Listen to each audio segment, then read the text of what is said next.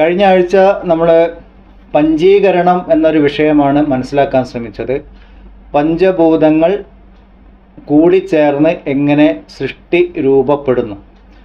സൃഷ്ടി ബ്രഹ്മത്തിൽ നിന്ന് അന്യമായിട്ടുണ്ടായിട്ടില്ല, പക്ഷെ ബ്രഹ്മത്തിൽ സൃഷ്ടിയുള്ള അനുഭവം നമ്മൾക്കുണ്ട്. അപ്പോൾ അനുഭവത്തിൻ്റെ വിവിധ തലങ്ങളെക്കുറിച്ച് നമ്മൾ കഴിഞ്ഞ ആഴ്ച മനസ്സിലാക്കാൻ ശ്രമിച്ചു. ഇതൊക്കെ പറയുന്നത് എന്തിനാന്ന് പറഞ്ഞാൽ, സ്ഥൂലമായിട്ടുള്ള സൃഷ്ടിയെ കാണുമ്പോൾ അതിൻ്റെ കാര്യകാരണങ്ങൾ അന്വേഷിച്ചുകൊണ്ട് സൂക്ഷ്മമായതിലേക്ക്, അതിൻ്റെ സൂക്ഷ്മമായതിലേക്ക് അങ്ങനെ പോയി ബ്രഹ്മതത്വത്തിലേക്ക് എത്തണം. അതിനു വേണ്ടിയിട്ടാണ്, ഇതാണ് ആ ഒരു പ്രോസസ്സ്, ഒരു പ്രക്രിയ എന്ന് പറയുന്നത്. അതിനു വേണ്ടിയിട്ടാണ് പറയുന്നത്, അല്ലാതെ സൃഷ്ടി ഉണ്ടായി എന്ന് തെളിയിക്കാൻ വേണ്ടിയിട്ടല്ല. പലപ്പോഴും അങ്ങനെ പലർക്കും തെറ്റിദ്ധാരണയുണ്ട്. ആകാശത്തുനിന്ന് വായു ഉണ്ടായി പറഞ്ഞല്ലോ, വായുവിൽ നിന്ന് അഗ്നി ഉണ്ടായി പറഞ്ഞല്ലോ, അപ്പോൾ ഉണ്ടായി എന്നല്ല പറഞ്ഞത്, അതിന്ന് ആവിർഭവിച്ചു. ഉണ്ടാവലും ആവിർഭവിക്കലും വ്യത്യാസമുണ്ട്. സത്യം ഒന്നായിരിക്കെ വേറെ ഒന്നുണ്ട് എന്ന് തോന്നുമ്പോഴാണ് ആവിർഭാവം എന്ന് പറയുന്നത്. ഉണ്ട് എന്ന അനുഭവം ഉണ്ടാവുക, വിവർത്തമാവുക എന്ന് പറയും. ഈ വിവർത്തവാദം ആണ് ശങ്കരാചാര്യർ മുന്നോട്ട് വെച്ച വാദം. മായാവാദം, വിവർത്തവാദം എന്നൊക്കെയാണ് പറയുക അതിന്. അപ്പം ഒന്നില്ലെങ്കിലും ഉണ്ട് എന്ന അനുഭവവും അതാണ് സത്യം എന്ന് തോന്നുന്നതും ഒക്കെയാണ് മായ എന്ന് പറയുന്നത്. അത് മായ എന്ന് പറഞ്ഞാൽ ഇല്ലാത്തത് എന്നല്ല, മായ എന്ന് പറഞ്ഞാൽ അല്ലാത്തത്, ഒന്നായിട്ട് കാണുമ്പോഴും അതല്ലാത്തത്. ഉദാഹരണമായിട്ട് കുടവും മണ്ണും ആണ് പറയാം.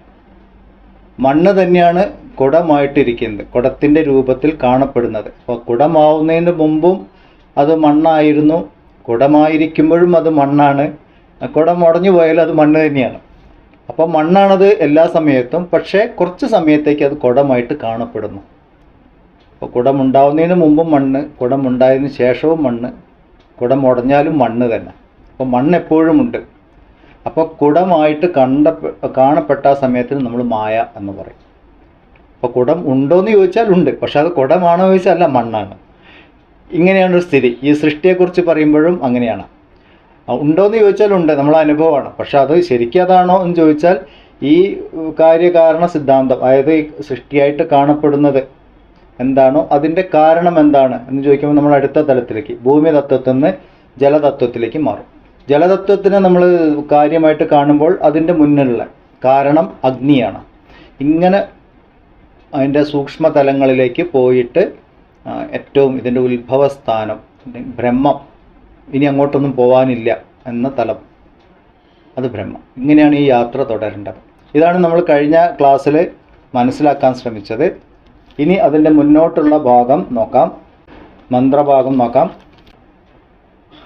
ബ്രഹ്മവിദാപ്നോതി പരം തദേശാഭ്യുക്ത സത്യം ജ്ഞാനമനന്തം ബ്രഹ്മ യോ വേദ നിഹിതം ഗുഹായാം പരമേ വ്യോമൻ സോസ്നുദേ സർവാൻ കാമാൻ സഹ ബ്രഹ്മണാ വിപശ്ചിതേതി തസ്മാദ്വാ ഏതസ്മാദാത്മന ആകാശഃ സംഭൂതഃ ആകാശാത് വായുഃ വായോരഗ്നിഃ അഗ്നേരാപഃ അദ്ഭ്യ പൃഥിവീ പൃഥിവ്യാ ഓഷധയഃ ഓഷധീഭ്യോന്നം അന്നാത് പുരുഷഃ സവായേഷ പുരുഷോ നരസമയഃ തസ്യേദമേവ ശിരഃ അയം ദക്ഷിണപക്ഷഃ അയമുത്തരപക്ഷഃ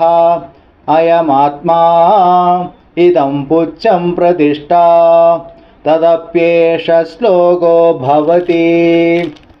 പൃഥ്വി ഉണ്ടായതുവരെ, ഭൂമിതത്വം ഉണ്ടായതുവരെ പറഞ്ഞു. പിന്നെ ഭൂമിതത്വത്തിൽ നിന്ന് വൃക്ഷങ്ങളുണ്ടായി എന്ന് പറയുന്നു. വൃക്ഷത്തിൽ നിന്ന് ജീവികളുണ്ടായി. വൃക്ഷത്തിൽ നിന്ന്, അതായത് സസ്യലതാദികളിൽ നിന്നാണ് ജീവികൾ ഉണ്ടായത്. അത് കാരണം ഈ കാണുന്നത് നമ്മളുടെ പുരുഷനായിട്ട് കാണപ്പെടുന്ന ശരീരം അന്നമാണ് എന്ന് പറയുന്നു. അന്നരസം എന്ന് പറഞ്ഞാൽ അന്നത്താൽ നിർമ്മിതമാണ് എന്ന് പറയുന്നു. എന്താണ് അങ്ങനെ പറയാൻ കാരണം? നമ്മളുടെ ഈ ദേഹത്തിനെ കുറിച്ചാണ് പറയുന്നത്. എല്ലാ ദേഹങ്ങളും അങ്ങനെ തന്നെ, പക്ഷെ ഇവിടെ നമ്മൾ മനുഷ്യരെ കുറിച്ചാണ് കൂടുതലായിട്ട് പറയുന്നത്. കാരണം മനുഷ്യനാണ് ഇങ്ങനെ ചിന്തിച്ചിട്ട് മുന്നോട്ട് പോകാനുള്ള കഴിവുള്ളൂ.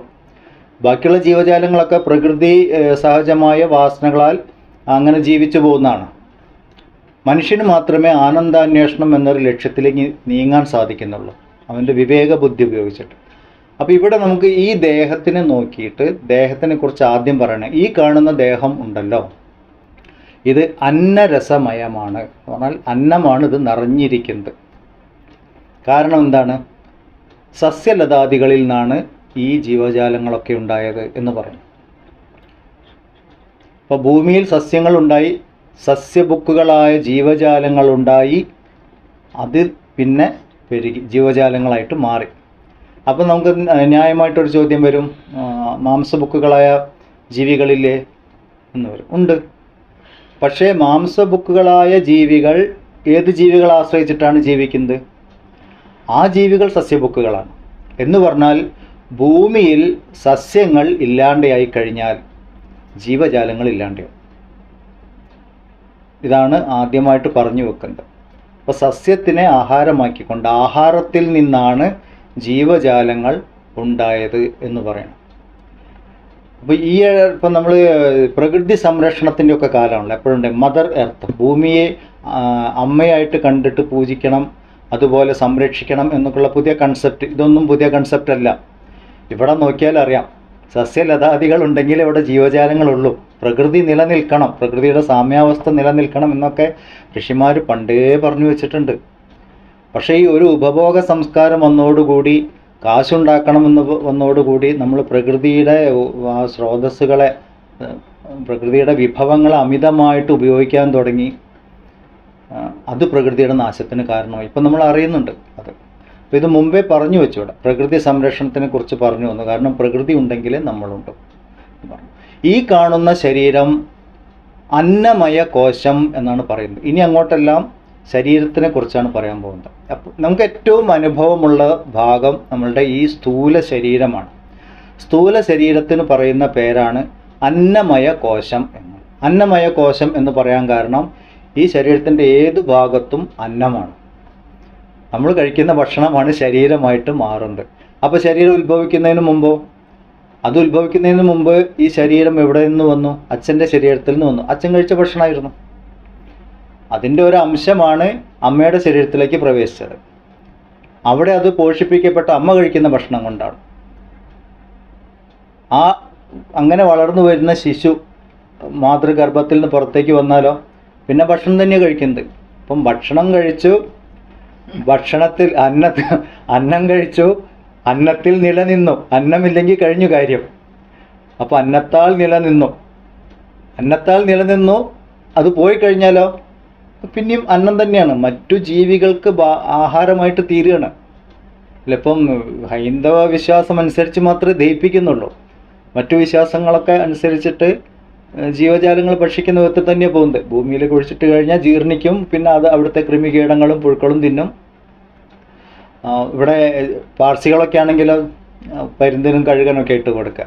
നമ്മളെ സംബന്ധിച്ചിടത്തോളം ഈ ശരീരമാണ് സത്യം എന്ന് വിചാരിച്ചിരിക്കുന്നവരാണ്. ജീവിക്കുന്നത് പോലും ഈ ശരീരത്തിന് വേണ്ടിയിട്ടാണ്. അത് കാരണം ഏറ്റവും നമ്മൾ ചേർന്ന് നിൽക്കുന്ന പ്രപഞ്ചത്തിൻ്റെ ഭാഗം എന്ന് പറയുന്നത് നമ്മളുടെ ശരീരം തന്നെയാണ്. അപ്പം നമ്മളുടെ ആത്മീയമായ അന്വേഷണം ഈ ശരീരത്തിൽ നിന്നാണ് ആരംഭിക്കുന്നത്. അതിനാണ് ഇവിടെ ആദ്യം തന്നെ അന്നമയ കോശം എന്ന് പറഞ്ഞത്. കോശം എന്ന് പറഞ്ഞാൽ ഉറ എന്നാണ് അർത്ഥം. ഉറ എന്ന് പറഞ്ഞാൽ എന്താണ്? ഇപ്പം നമ്മളൊരു വാളിൻ്റെ ഉറ ഇല്ലേ, കത്തിയുടെ ഉറ എന്നൊക്കെ പറയുമ്പം ഷേപ്പ് ആ കത്തിയുടെ വാളിൻ്റെ ഒക്കെ ആയിരിക്കും. പക്ഷേ അത് കത്തിയോ വാളോ അല്ല, അതിനകത്ത് കയറ്റി വെക്കുന്നതാണ്. എന്ന് പറഞ്ഞാൽ അതിൻ്റെ ഉള്ളിൽ മറ്റൊന്നുണ്ട്, പുറത്തുള്ളതാണ് ഉറ എന്ന് പറയുന്നത്. അതാണ് കോശം എന്ന് പറയുന്നത്. അപ്പോൾ ഈ ആത്മാവിൻ്റെ പുറത്തുള്ള ഉറ കോശം അന്നമയ കോശം എന്ന് പറയും. ഇതിന് അന്നമയ കോശം എന്ന് പറയാൻ മറ്റൊരു കാരണം കൂടിയുണ്ട്. അന്നം എന്ന് പറഞ്ഞാൽ ആഹരിക്കുന്നത്, ആഹരിക്കപ്പെടുന്നത്, കഴിക്കുന്നത്, നമ്മൾ ഭക്ഷിക്കുന്നതും ഭക്ഷിക്കപ്പെടുന്നതുമാണ്. ഇതിനെ മറ്റു പലതും ഭക്ഷിച്ചുകൊണ്ടിരിക്കുന്നുണ്ട്. നമ്മൾ ഞാൻ എന്ന് പറഞ്ഞ് നടക്കുന്ന ഈ ശരീരം ശരിക്കും ആലോചിച്ച് നോക്കിയാൽ ഇത് മറ്റു ജീവികളുടെ ഭക്ഷണമാണ്. ഒന്ന് വെറുതെ ഇരുന്ന് നോക്കിയാൽ അത് കൊതുകിൻ്റെ ഭക്ഷണമാണ്. കൊതുകിൻ്റെ, മൂട്ടയുടെ, പാനിൻ്റെ, എന്തൊക്കെ ജീവികളാണ് നമ്മൾ പുറത്ത് കാണുന്നത്. അകത്ത് കൃമികീടങ്ങൾ വേറെയുണ്ട്. വയറിനകത്തൊക്കെ കീടങ്ങളുണ്ട്. അതാ അതിൻ്റെ ഭക്ഷണമാണ്. അവർ ആഹരിച്ചുകൊണ്ടിരിക്കുക. രോഗാണുക്കൾ ഭക്ഷിച്ചുകൊണ്ടിരിക്കണം. അപ്പം നമ്മൾ ഞാൻ എന്ന് പറഞ്ഞ് നടക്കുമ്പോൾ അവരിങ്ങനെ ഫുഡ് അടിച്ചുകൊണ്ടിരിക്കുകയാണ് പലരും. എൻ്റെ ഭക്ഷണം വളരെ രസകരമായിട്ട് ആലോചിച്ച് കഴിഞ്ഞാൽ നമുക്ക് അത്ഭുതം തോന്നും.